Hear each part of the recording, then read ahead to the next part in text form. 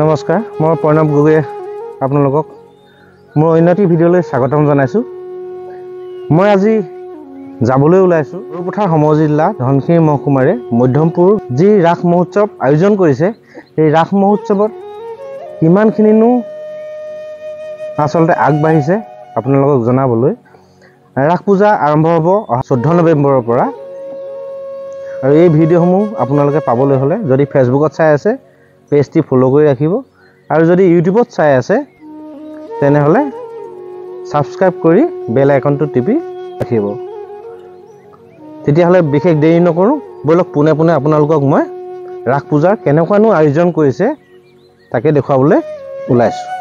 মই পোনে পোনে আহি শ্ৰী শ্ৰী মধ্যমপুৰ সাৰ্বজনীন হৰি মন্দিৰৰ প্ৰাংগণত পালোহি। সেয়েহে আপোনালোকৰ পৰিৱেশখিনি দেখুৱাম, কেনেকুৱা লাগিছে জনাব, আৰু কি কি আকৰ্ষণীয় আছে, পোষ্টাৰ দিয়া আছে, সেইবিলাক দেখুৱাম, চাব আপোনালোকে। এয়াই হ'ল শ্ৰী শ্ৰী মধ্যমপুৰ সাৰ্বজনীন ৰাস মহোৎসৱৰ মুখ্য তোৰণ।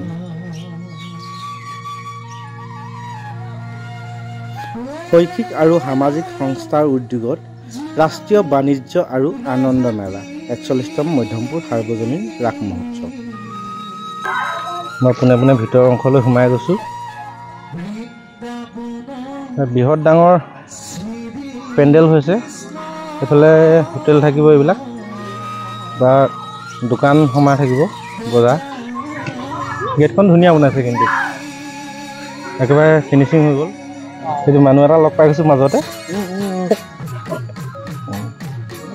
পুৰা কাম দ্ৰুতগতিত চলি আছে, এইফালে পুৰা কামত লাগি আছে, পুৰা দ্ৰুতগতিত চলি আছে।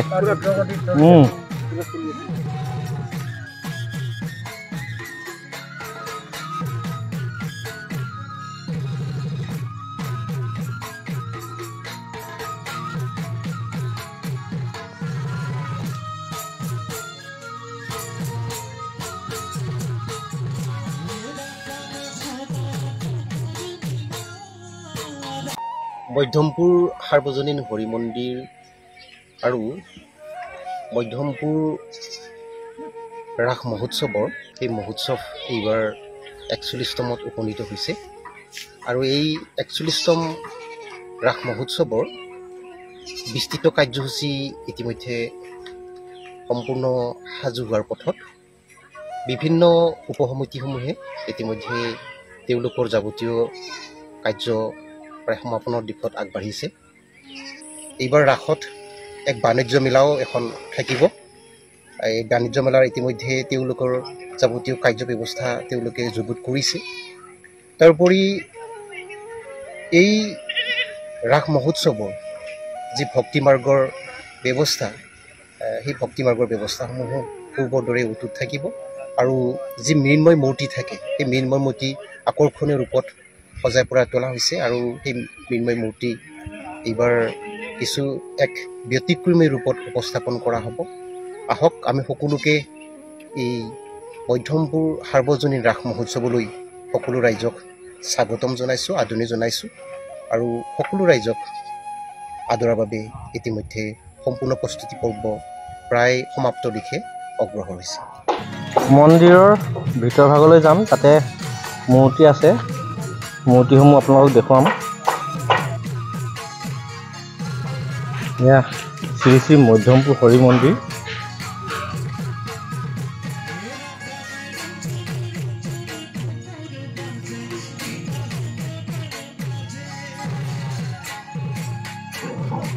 মন্দিৰৰ ওপৰৰ অংশ চাওক, আৰু চন্দ্ৰমা একদম নিচেই কাষৰতে আছে।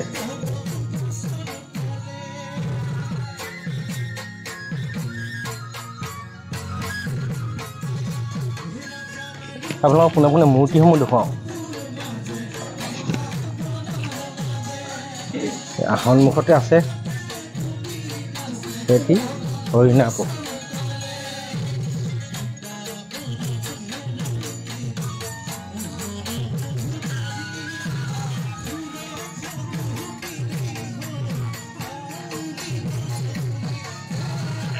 আৰু এইফালে সকলোবিলাক মূৰ্তি আছে। এই মূৰ্তিবিলাক আচলতে সজাই দিয়া হ'ব এটা ছাইডত। এই মূৰ্তিবিলাক এটা কাৰণে সজোৱা হ'ব, যে শ্ৰীকৃষ্ণৰ সৰুৰ পৰা কি কাৰ্যকলাপ কৰিছিলে এইসমূহ দেখুওৱা হ'ব। আৰু লগতে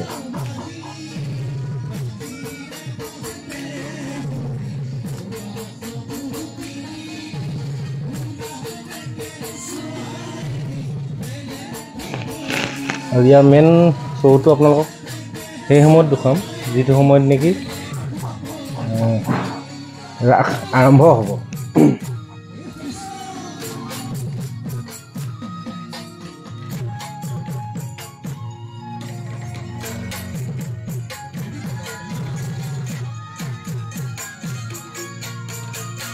ৰুমটোত পুৰা সম্পূৰ্ণ মূৰ্তিয়ে ফুল হৈছে আৰু ইয়াৰ উপৰি নতুন নতুন মূৰ্তি আহিব। ৰাইজে ইয়াত বিভিন্নজনে দান কৰে। বসুদেৱে যেতিয়া নদী পাৰ হৈছিল এটা পাচিত কৃষ্ণ গোসাঁইক লৈ, তেতিয়া সৰ্পই ফেনা দিছিলে। সেই সৰ্পই ফেনা দিয়া দৃশ্যটো এবাৰ অলপ এটা ভিডিঅ' দেখিছিলোঁ, মুভিং ছিষ্টেমত যায়, মই দেখুৱাই দিম বাৰু অকণমান।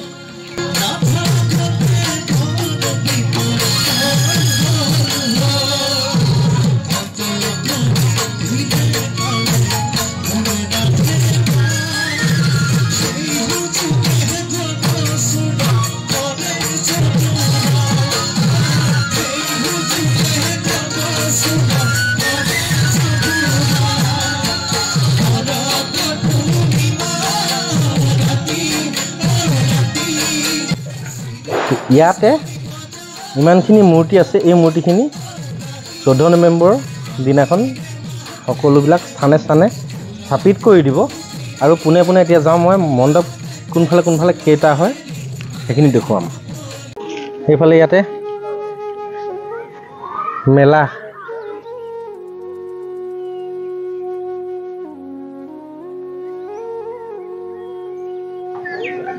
আৰু ইয়াত মেলাৰ সন্মুখৰ ভাগতে ইমান ডাঙৰ ফিল্ড এখন, অলপো জেগা খালী নাথাকে। আপোনালোকক ধুনীয়া ভিউ এটা ৰখাই দিম, চাব দেই।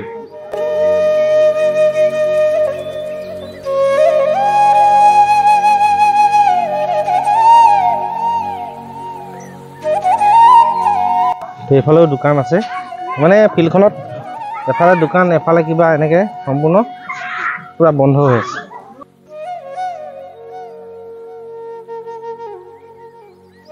সেইটো দিনত ৰাতি আহিলে, 14 তাৰিখৰ পৰা ৰাতি আহিলে কোন চাইডে কেনেকুৱা মানে গমেই নাপাব। সেইফালৰ পৰা আহিলে সেয়া আছিলে গেটৰ ফালৰ পৰা সোমালে ৰাইট ছাইডৰ পাৰ্ট। এতিয়া মই লেফ্ট ছাইডত সোমাম। লেফ্ট ছাইডত আছে ধুনীয়া একদম বৃহৎ ডাঙৰ এখন ফিল্ড। তথাপিতো এই ফিল্ডত দোকানৰ পৰা ধৰি বাণিজ্যিক মেলা, আনন্দ মেলা এইবিলাকৰ কাৰণে জেগাটো খুব কম হৈ যায়গৈ। কম বুলি নহয়, আচলতে বৃহৎ ডাঙৰ ফিল্ড হয় এখন।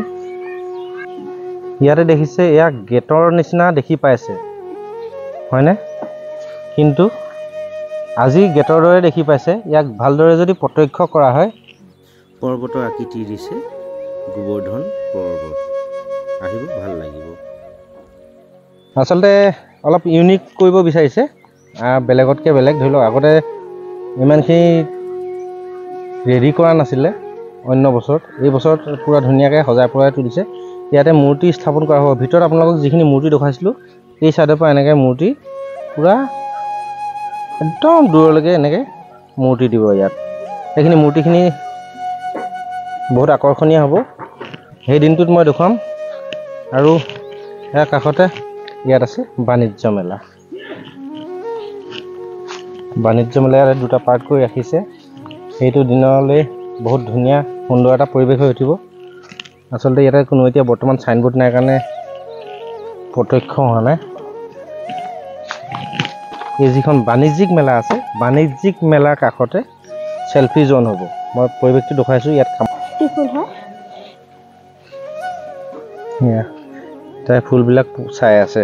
এই পুখুৰীত বৰ্তমান ধুনীয়াকৈ অট'মেটিক প্ৰকৃতিয়ে দিয়া চিনাৰী অলপ আহিছেই। ইয়াত ফুলবিলাক ফুলি আছে পুখুৰীৰ পাৰৰ কাষে কাষে, পূৰা সম্পূৰ্ণ পুখুৰীটোত ফুলি আছে।